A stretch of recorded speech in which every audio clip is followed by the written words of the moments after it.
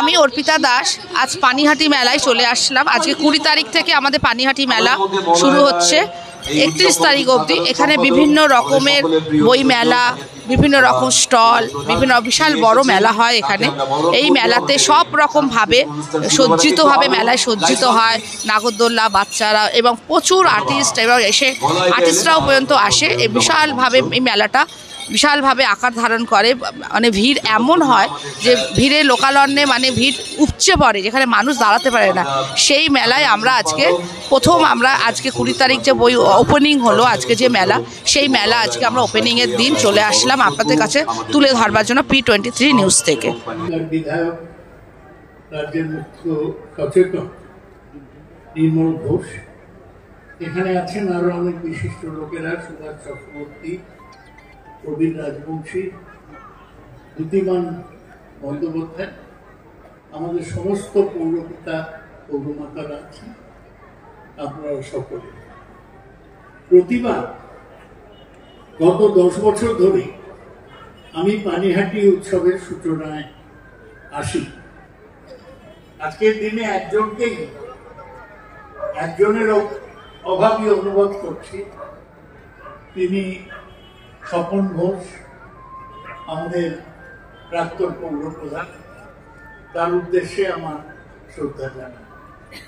আমি বিমানদার কাছে কৃতজ্ঞ যে আমার এলাকায় এই পানিহাটি উৎসবে তিনি প্রতিবার আসেন এবং তার যে পদ এবং মর্যাদা, তাই দিয়ে উৎসবের মর্যাদা বাড়িয়ে দেয়। এই উৎসবটাকে আমি বলি এটা মেলা থেকে আলাদা, তার কারণে এই একটা উৎসবের মধ্যে অনেক কটা মেলা, একটা সাংস্কৃতিক মেলা, একটা পুষ্প মেলা, একটা বই মেলা, স্বাস্থ্য মেলা, পরপর কয়েকটা মেলা। এবং আজকে আমরা দেখছি না মঞ্চে সৌগতদা রয়েছেন, অত্যন্ত বরিষ্ঠ লোকসভার সদস্য, এবং নির্মল ঘোষ, পশ্চিমবঙ্গ বিধানসভার মুখ্য সচেতক, এবং এই পৌরসভার অন্যান্য ব্যক্তিত্ব যারা রয়েছেন, জনপ্রতিনিধি এবং আয়োজক যারা রয়েছেন এবং যারা নৃত্য পরিবেশন করলেন। সাধারণ নৃত্য পরিবেশনা হয়েছে। একই সঙ্গে আমার মনে হচ্ছিল যে রাজ কাপুরকে নিয়ে একটা আপনারা করুন। এটা রাজ কাপুরের জন্ম শতবর্ষ এবং রাজ কাপুরকে নিয়ে আমাদের বাঙালির যথেষ্ট আবেগ রয়েছে এবং অনেক উন্মাদনা রয়েছে, সেটা আপনারা নিশ্চয়ই একটু বিবেচনা করে দেখবেন। বরণ করে নিচ্ছেন আমাদের সভাপতি নির্মল ঘোষ।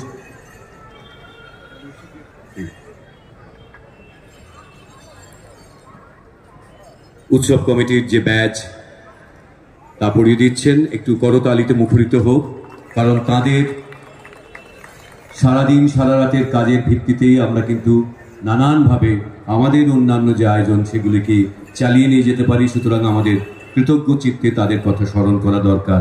এই মঞ্চে রয়েছেন Debanjan Bhattacharya sir, officer in charge.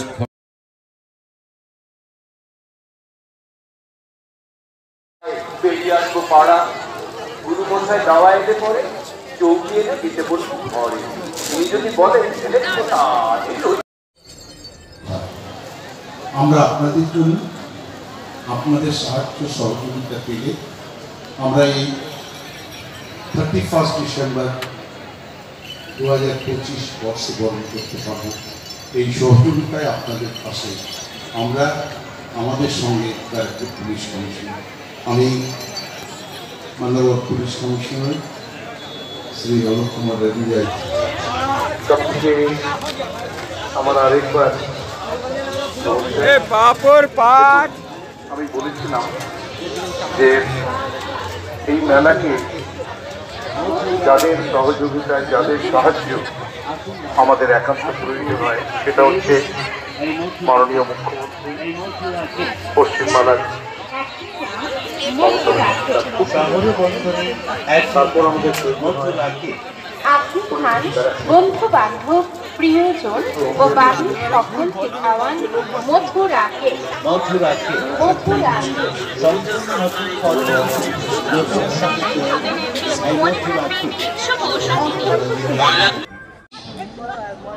যাদের কাছে হাত আছে তালি দাও।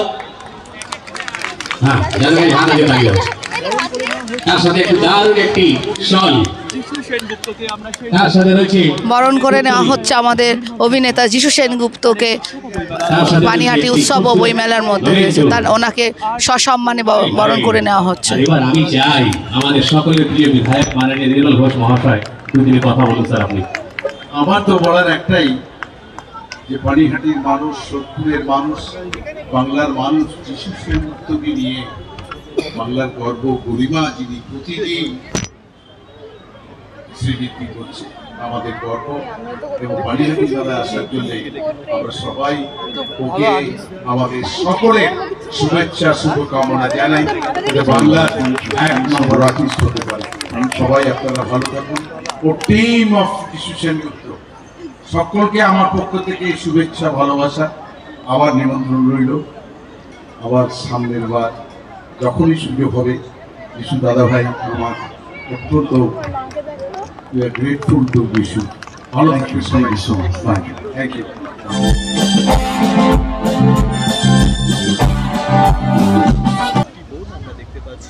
স্নেহা চিন্তাপাত্রর জন্য জোরে একটা হাততালি প্লিজ সবাই মিলে। অসাধারণ। Thank you, Sneha. Thank you so much. This is beautiful, beautiful. God bless you. তুমি আরো বড় আর্টিস্ট হও। তোমার কি ছবি আঁকা তোমার স্বপ্ন? হ্যাঁ। কি পড়াশোনা করছো? আমি এখন 11 এ পড়ি, আর্টস নিয়ে পড়াশোনা করছি, কিন্তু ভবিষ্যতে আর্ট নিয়ে এগোনোর ইচ্ছা। Absolutely, কারণ তুমি যা আঁকো, you should be an artist. এবং স্বপ্ন অলওয়েজ, আমার বিশ্বাস যেটা তোমার স্বপ্ন, যেটা তোমার ইচ্ছে, যদি সেদিকে নিষ্ঠা থাকে, এগিয়ে যাও, কেউ তোমার আটকাতে পারবে না। ওয়াও, কি Baat. God bless you, God bless you. Photo তুলবে আমার সঙ্গে? 30-35 বছর পর ওর সাথে দেখা হলো almost. Thank you so much. আমার মনে সরকার পক্ষে সংখ্যাগরিষ্ঠতা অনেক, সেই তুলনায় বিরোধীদের যদি সময় দিতে হয় তাহলে বঞ্চিত হবে। সেই জন্য পশ্চিমবঙ্গ বিধানসভার মুখ্য সচেতক রয়েছেন এবং অন্যান্য যারা রয়েছেন সম্বন্ধে বহু চলে গেলেন।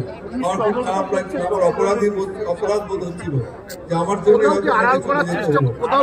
সবাই মিলে ঠিক করি অর্ধেকটা সময় আমরা বিরোধী দলকে দেবো, সেটাই আমরা দিয়ে এসছি। যোগ্যতা আপনি নিশ্চয়ই থেকে দেখবেন হবে, কারণ আমরা